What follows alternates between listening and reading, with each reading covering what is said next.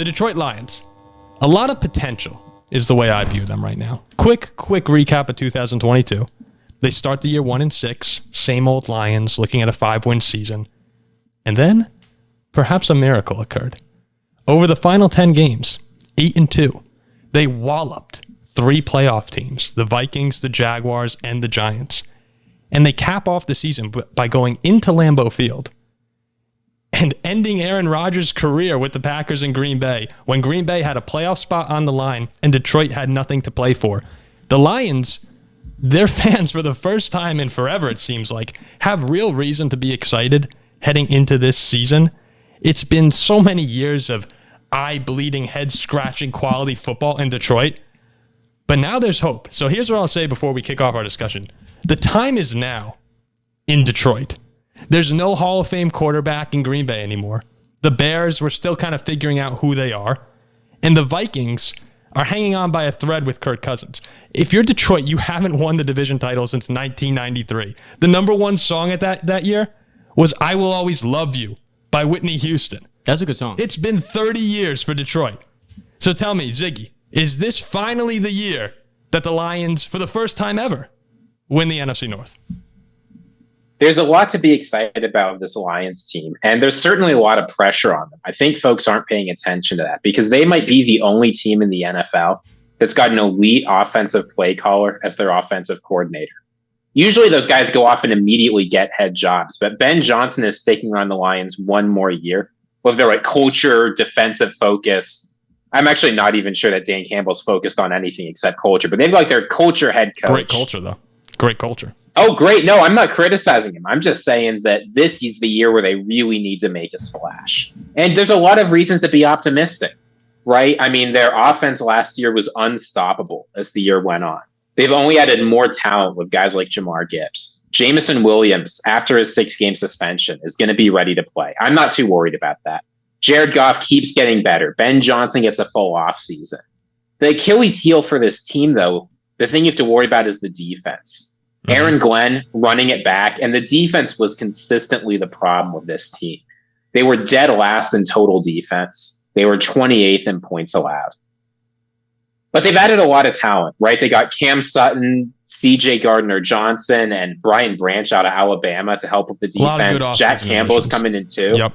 Yeah, so honestly, as long as Jared Goff plays like he did last year and the offense takes, I think, another step forward, which I think they will. Yeah, I think this could well be the year of the Lions. The year of the Lions. Jack, what do you think? Yeah, I'll bring up another point similar to what I said about the New York Jets in the last episode. Is the black cloud factor. Oh, jeez. The black cloud factor over a historically pathetic franchise. With that being said, though, if I were to bet on this division, I would take the Detroit Lions to win the division. Because what are they, plus like 160? Around there. I haven't checked the lines in a bit. I think both sides of the ball, they are the best team in the division. Now, with the additions that Ziggy just mentioned in their secondary, CJ Gardner-Johnson and Cam Sutton. The defense was bad last year, but they improved it. There is no reason to believe that the offense isn't going to be good once again, unless Jared Goff is bad. Well, that's a realistic concern. But the weapons he has, I think he's good enough where I think he'll be good. I don't think there's a lot of concern of Jared Goff, actually. I don't think it's realistic to expect him to big time regress. I think you could question Jared Goff. Like last year, he had one of the best seasons of his career. And we haven't seen that all the time from him. Last time I know he was hurt a little bit in LA and he had success there too. A lot of success. I mean, Super Bowl loss and a divisional round was the last time we saw him, I believe. I'm trying to remember that. But I don't know. Would it surprise you if Goff was just average this year?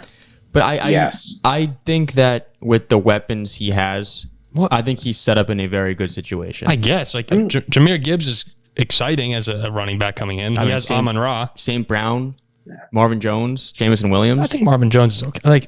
I like Detroit's. Marvin Jones is their wide receiver 3. It's not like he's carrying the offense. I like the Vikings' weapons more than Detroit's, personally. Yeah, but what separates me with Detroit versus Minnesota, I think you have the worst defense in the division. Oh yeah. We'll get to the Vikings. Like, I'm not talking offense alone. I think both sides of the ball, Detroit's the best team in the division. And just to clarify, I like Goff. I think he will have a good season. Probably, maybe top 12 quarterback in football, top 13. But I'm just saying, last year he was, when you take a look, tied 5th in touchdowns, 6th in passing yards. He was really, really good. I don't know if you can guarantee that at all for next season. It was just, they were great at the end of the year, 8-2. That 1-6 Lions team is still, that's still a little bit of a factor to me. Look. Go ahead, Jack. I don't know if Goff finishes as a top 13 QB in the league, I think the Lions win the North.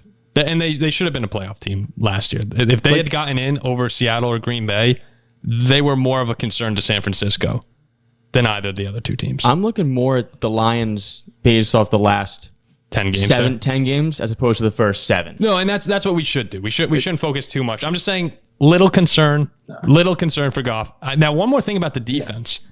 Over the final 10 games, they only allowed 20.2 points per game. That was 11th best in the league after allowing 32.1 the first 8 weeks. So we saw growth there as well. It was a completely different team. Now they've upgraded. Yeah, now they've upgraded. They've gotten much better in the secondary. Like we said, they're kind of relying on Campbell to come in from Iowa and be a game-changing linebacker for them. I know you're not super high on him, Ziggy, but if the defense can continue taking the strides forward, it's hard not to say they're the 4th best team in the NFC at the moment. Look, here's what the Lions need from the defense. The Lions need their defense to just have a basic floor, where if the offense puts up 30-plus points, you're probably going to win. That's a lot. Yeah, but the fact is the offense, I think, will be able to do that week in, week out. You ask Jared Goff, what does he need for things to go well? Every single year he's been in his career where he's had a great offensive line, strong weapons, and an offensive coordinator he gets along with. He's been a Pro Bowl caliber quarterback. This year, the Lions have at least a top 3 offensive line, good weapons, and there's no reason to think it's going to go the way of McVay. So yeah, I'm not worried whatsoever about the offense. They brought in the right kinds of guys on defense. We were talking about it earlier. Cam Sutton, is he going to blow you away? No, but he's reliable. He's played basically every snap his entire career in He's Pittsburgh. better than what they've had. And CJ Gardner-Johnson, he can play cornerback at an NFL level. Yeah. CJ Gardner-Johnson can play cornerback at an NFL level, and that's all they need. He's one of the best safeties in the league. Excuse me. Yeah. Okay, so we're all pretty optimistic on Detroit here. I know that sometimes on this show we bash them a little bit, saying Lions fans are too excited.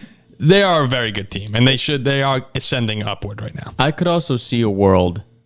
I don't want to see this world where the pressure and the expectations of it could happen. It could happen, yeah. It could happen, and that's what I'm saying. Last year, no pressure on Goff at all. This year, none at all.